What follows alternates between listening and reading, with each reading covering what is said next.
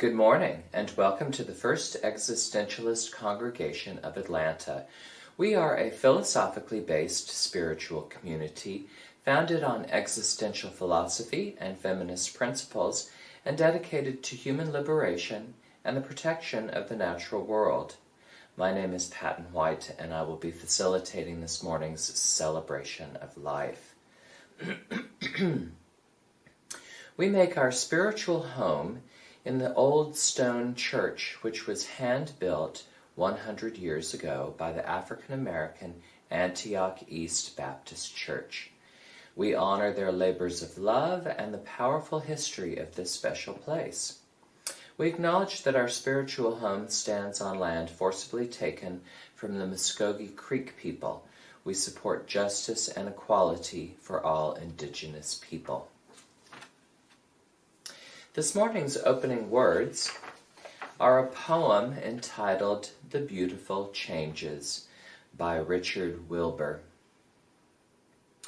One wading a fall meadow finds on all sides the Queen Anne's lace lying like lilies. On water it glides, so from the walker it turns, dry grass to a lake. As the slightest shade of you valleys my mind in fabulous blue lucernes. The beautiful changes as a forest is changed by a chameleon's tuning his skin to it, as a mantis arranged on a green leaf grows into it, makes the leaf leafier, and proves any greenness is deeper than anyone knows.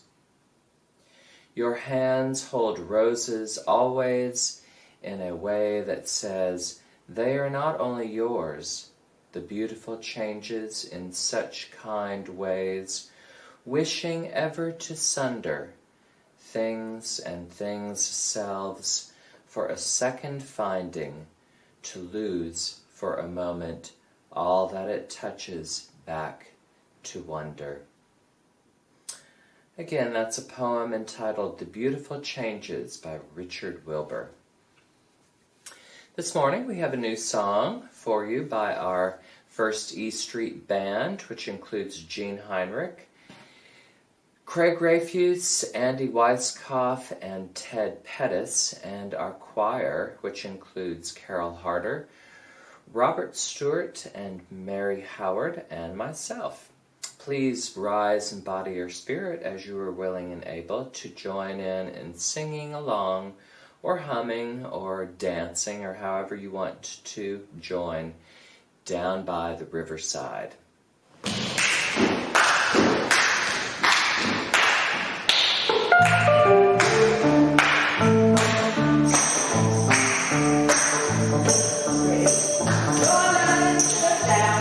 Oh,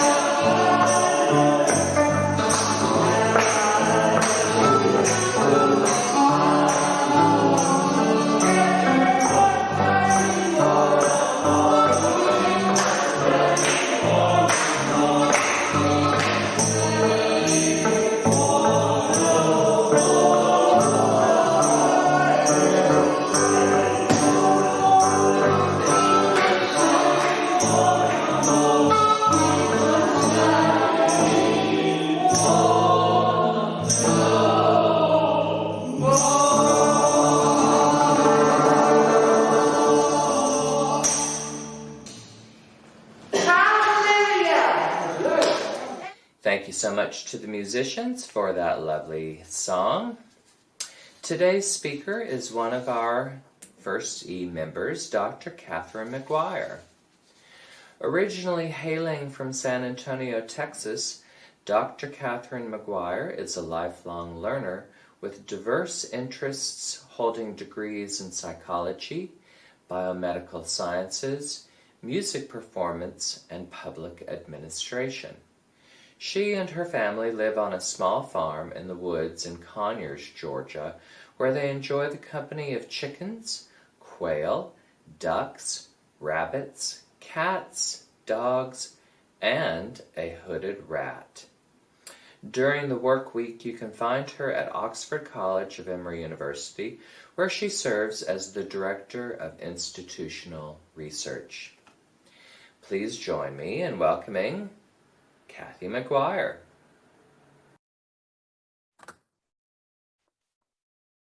Good morning, I'm Kathy McGuire.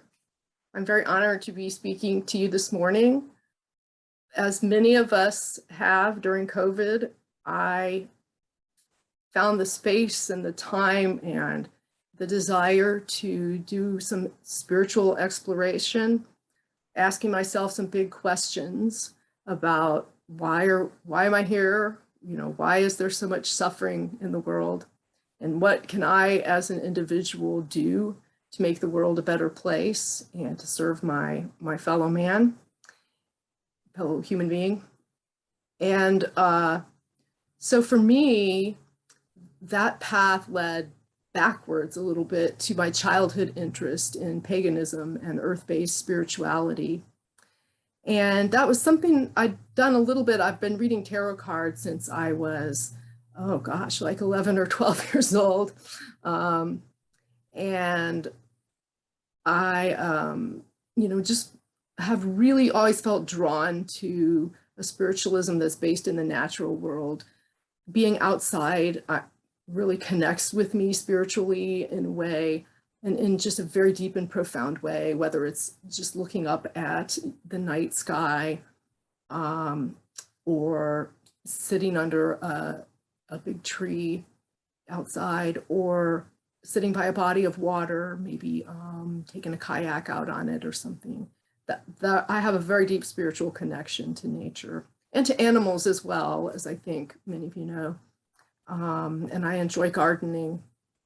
So, but as I said, I'd always kind of done these things by myself. It was just a private kind of thing.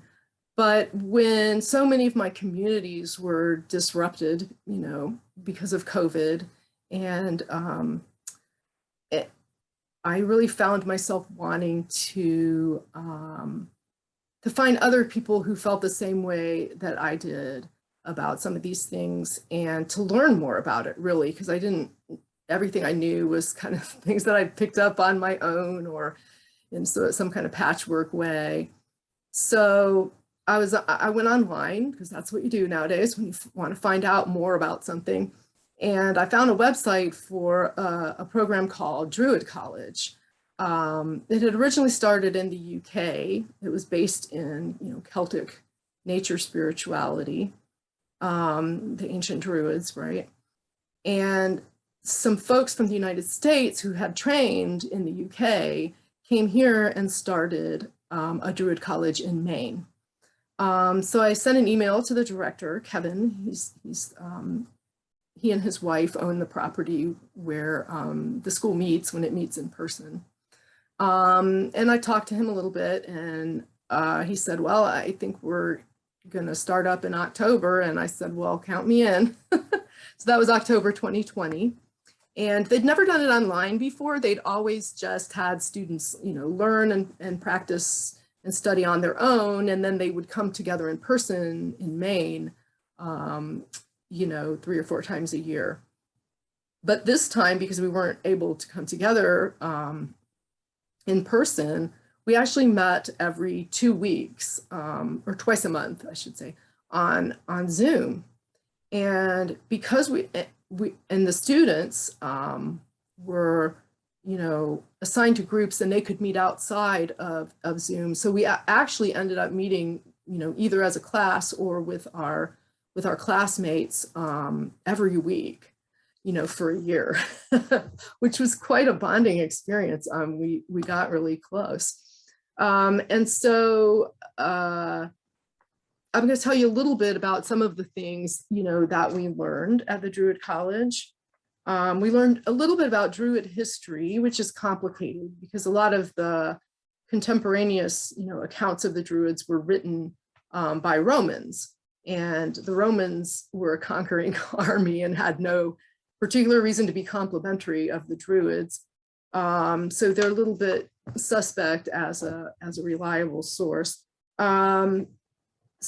We also know some from the archaeological record of Druids, settlements, worship sites, things like that. So we also talked about sacred space and building our own altar. And we each of the students, we built an altar. We put together an altar. We didn't build from scratch necessarily, but we put together an altar. And I'd already done that, but it really encouraged me to kind of think about what sort of elements might be on there, and how I might use that. We talked about getting comfortable with darkness, not only physical darkness, like being outside at night in a forest, or the darkness that is inside of us, the darkness of winter.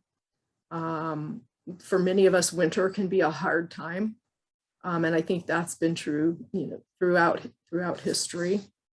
We talked about death. Again, this is, and I should mention, so this is a 3-year program. You can recommit every year, and their goal, again, is to train priests of nature. So in other words, they hope that we will in some way become clergy or at least leaders in the Druid tradition. So death is part of any pastoral training, I guess you would say. But we talked about green burial. In the United States, most people are buried in a way in which their body will not easily be returned to the earth. In fact, the goal of most after death preparation is to prevent decomposition, and why that might be a bad idea and why you might not want to do that and what the alternatives were. We talked about meditation. We learned some meditation techniques. We learned about trance work, in which we might want to get messages, induce a state where we can get messages or communicate with maybe spirits of people who've passed. Maybe I have animal spirits that communicate with me. We talked about storytelling, the importance of storytelling, the bardic crafts in Druid tradition. We talked about music, the arts.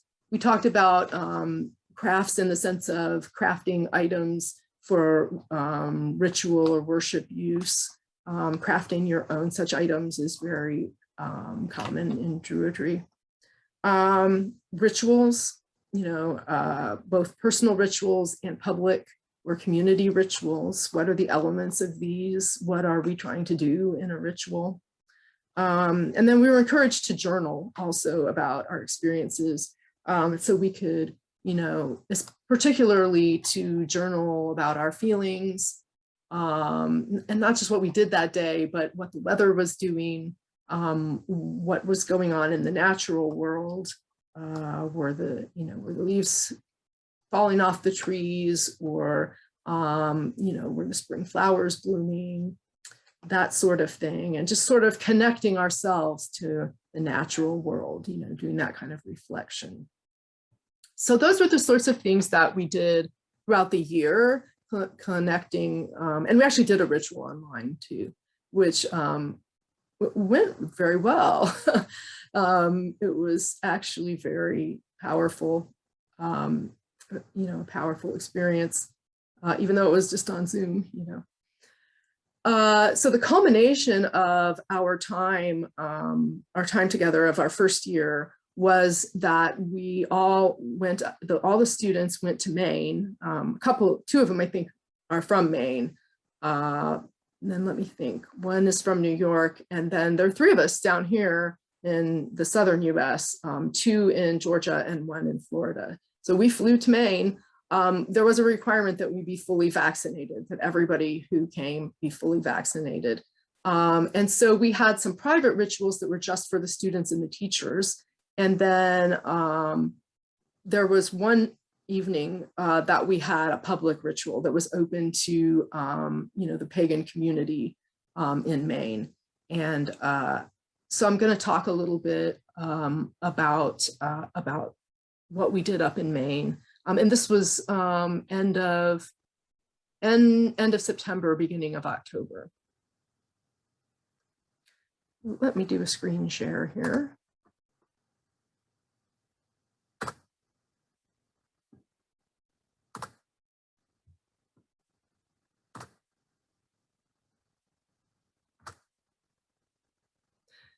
So the first thing that we did was that we had a cleansing ceremony. And for that, we actually built a small structure made of buckthorn branches and, with blankets on top. And so there was a steam bath, in the, inside the little structure that they built. And the idea of that really, of a cleansing ceremony, was really to get out all of the, just the negative emotions, the baggage that we didn't want to bring into the rest of our ritual work, to experience, our losses from, the past year, really the past 2 years with COVID, and to just get that out. And I myself did not go in because I've got some health issues and I was concerned about the heat. But I just sat out front and, I heard the things that were going on, and I had my own experience of, pulling up this deep sadness and just getting it out and finding, a way to go forward without some of that baggage.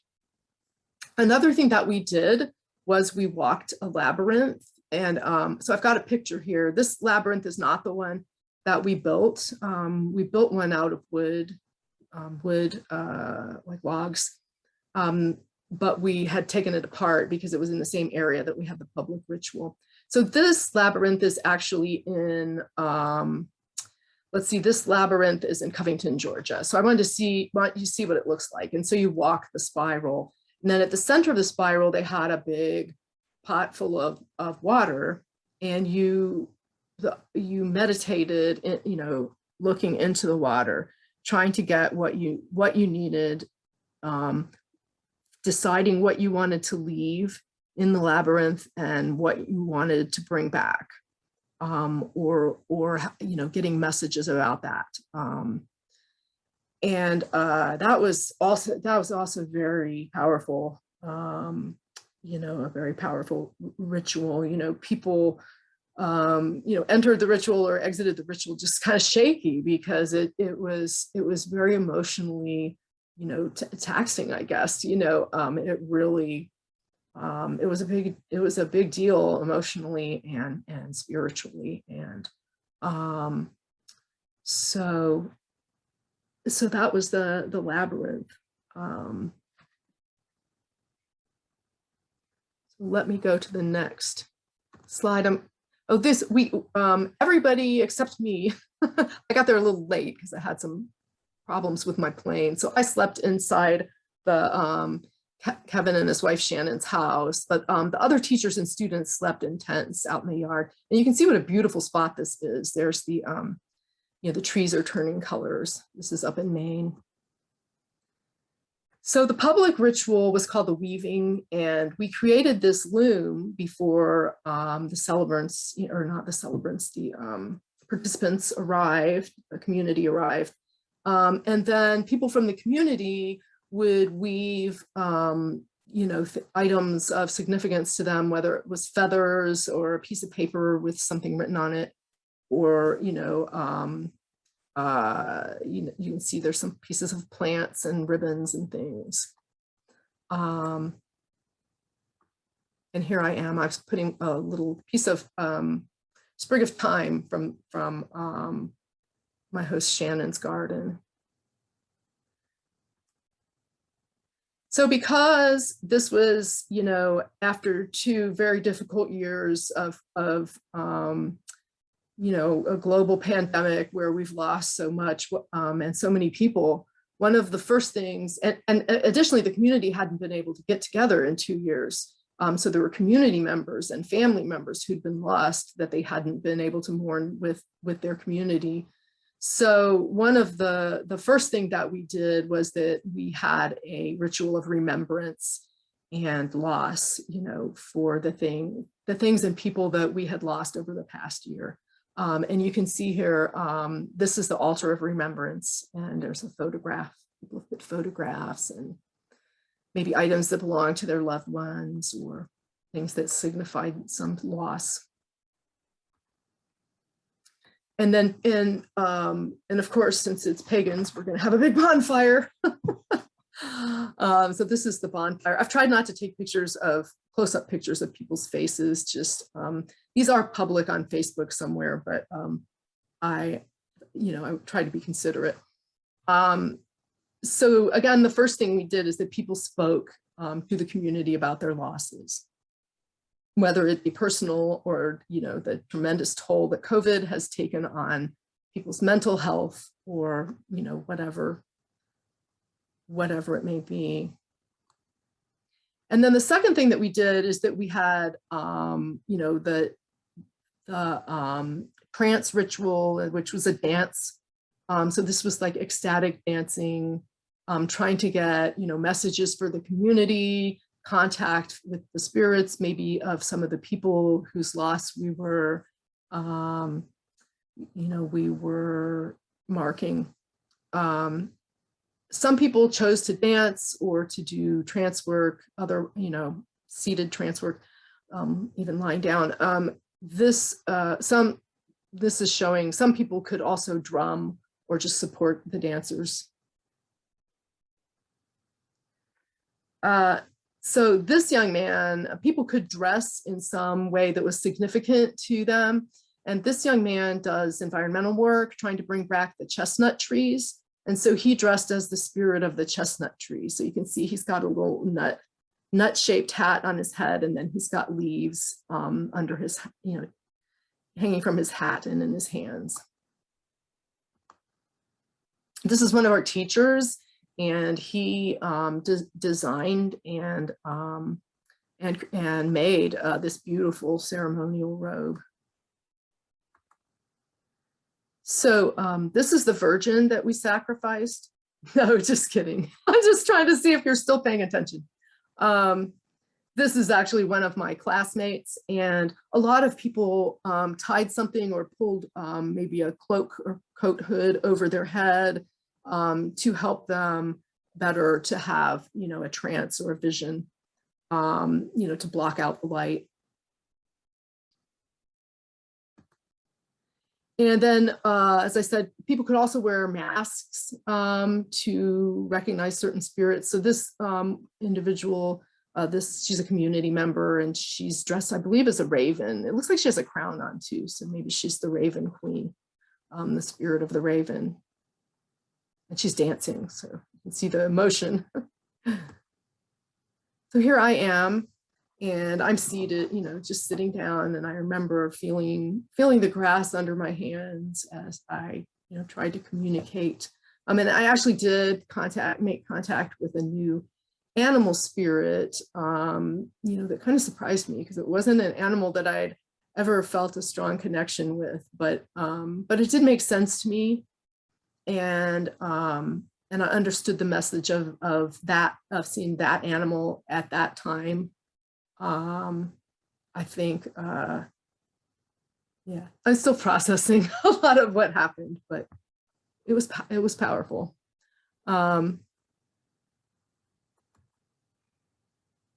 I think I'm going to leave it here for a minute. So the other things that we did, so this was the public ritual. The final part of the public ritual up in Maine is that we talked about, we processed what we had seen. We talked about what we experienced during the dance, and how, any messages we had to tell the community, messages of comfort, mostly messages of hope, and again, it was very cathartic and very, it was hopeful, I think. And then we, that sharing. And then we held hands, and we sang the song of the weaving, and we sang it for a long time. Really, we had Kevin played guitar to accompany us, and it was lovely. We sang in harmony. People could sing in round, and it just was this beautiful, beautiful swirl of just incredible music that was just very touching. And and then the final day, the last thing that we did on the last day of our ritual, I think a lot of people left that day. And this was, again, a small private ritual, is that we had a graduation with just the 6 students and then our 4 teachers. And it was just, it was wonderful. So and we got our Druid names too. We spoke our Druid names. So because I'm cognizant that I'm speaking to people who are existentialists, I wanted to talk a little bit about, okay, well, you had this, internal, this internal experience, emotional connection, but and you assigned this meaning to it, but what are you bringing back out into, the everyday life and the world? So I wanted to talk a little bit about our farm here in Georgia. So because I love nature and I want to be, part, and I'm very concerned about global warming and corporate food and all of those sorts of things. Back in April, we bought a small farm in Rockdale County. And we thought, well, maybe it'll be organic, but I've kind of decided on permaculture as a model for the farm because it really fits in well with some of my Druid beliefs about how I want to serve nature and my community. So one of the things we've done on the farm is the previous owners had animals, but didn't really do a lot of gardening or food production, vegetable, fruit production. So we are getting into that, but one of the things that we want to do is not just, buy more stuff. Part of why we are on the farm is we want to be more sustainable. So we're trying to recycle and repurpose things into things that we need on the farm. These were some old fence panels. This is an ugly picture, but these are some old fence panels that we'd had at our previous house. And we've been trying to reuse them instead of buying lumber. For starters, lumber is really expensive right now. So they're being turned into raised beds. This is sweet potatoes. I bought a used doghouse online that we turned into, and again, you can see there's a door made out of old fence materials. So that's been repurposed into a duck house. We have here a new door that, again, we made out of old fence, and this is we had to replace the door to our chicken coop. We're going to get a better lock. So bungee cord probably not the best. It's a work in progress. And the other thing is, this is our quail coop, which again, we bought online, used, and then we put some feet on, we just put feet on it. And we've got it on some blocks to keep it from rotting. But underneath, that is 6 months of quail poop. And it doesn't look like 6 months of quail poop. And there are two reasons. The first thing is I've continuously been composting it, putting, new materials on there, and then raking up the dirt to try to get it to compost. And then the other thing is that we have ducks who come in there and eat worms out of the compost and droppings that are underneath the quail cage. And so not only are they eating the worms, so they're digging around, they're aerating our compost, and then they're trampling all over it, And so we get this situation where we're going to be able to eventually reuse that and put it on the garden and not have to throw all of this waste away or, toss it in the corner where it gets into the watershed or anything. I'll have it piled up like a hog lagoon. Then the other thing is, Druids like things that are beautiful as well as useful. And so this is a spiral, an herb spiral that I created with some various old blocks and bricks and things. And so the idea is you create microclimates where the plants on top need less water and have longer roots. And then the ones on the bottom layers, need more water. And so the water kind of goes out and down to those plants that need more water. And what I love about this, you can't quite see the outer edge. It's actually bigger than it looks. It goes out beyond the bricks in the middle. But what I love about this is that, first of all, it just took off like wildfire. I've only had this going since I think the beginning of the summer, but also it just basically grows on its own. I mean, there's almost nothing I have to do. Once in a while, I need to cut things back because the mint and oregano grow like mad. You can see our basil's about done for it is done for the season. And then another permaculture principle is we have this wild morning glory that seems to grow on our fence. And it's very, very invasive. It just, oh my gosh, it just gets everywhere. And so my first thought was to just tear it all out. But then I noticed that the hummingbirds and the bees and the butterflies love it. So it's feeding our pollinators. So I've made the decision to just kind of keep it in check a little bit, but wait to actually, pull it out till I find something else that can take its place and fill that ecological niche, because we need our pollinators, right? They take care of our vegetables for us, right? So my long-term goal is that we hope to have a market garden. Conyers, there are areas in Conyers that are really food deserts because, they're not served by grocery stores within walking distance. And we don't have any public transportation. So, the one grocery store, for instance, that was close to the public housing got closed, and now there's just a Dollar Tree and I think a Family Dollar or something, which, they're not going to have fresh produce at those types of stores. So that's kind of what I'm thinking about. And we'd like to also have a little farmer's market. Again, because if people don't have to get their food from somewhere else, that's reducing the carbon footprint of trucks having to bring it in.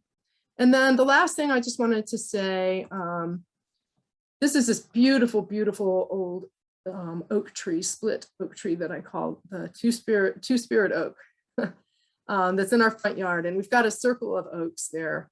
Oaks are sacred to the Druids. And we've built a small fire pit in front, in the middle of this circle of oaks. And at some point, those of us who are down here in Florida and Georgia would like to, meet up and have some kind of ritual like the weaving here down south. And so that's what I wanted to talk to you all about. I hope this was interesting for you, and I can answer any questions that you have. either at the meet and greet or anytime you want to contact me to talk.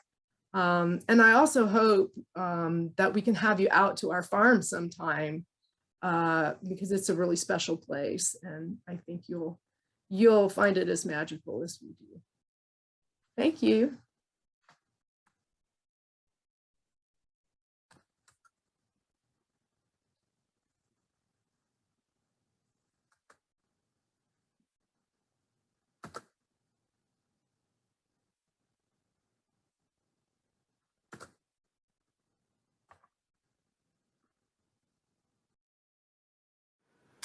Thank you so much, Kathy. We are so happy to hear from you, and really found all that you had to share very interesting, and we invite you, the viewer, to join us on Zoom immediately following this broadcast, where we will discuss in part of or some of what Kathy had to share this morning.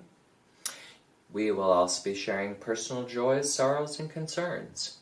You can find the link to the Zoom meeting in the chat section of today's broadcast. Next week, we will be welcoming back Reverend Jana Nelson, and she will be talking about Day of the Dead, Dia de los Muertos. So we hope to see you either on Zoom or next Sunday at 11 a.m. Until then, have a great rest of your day, have a great weekend, and enjoy this coming week. Bye-bye.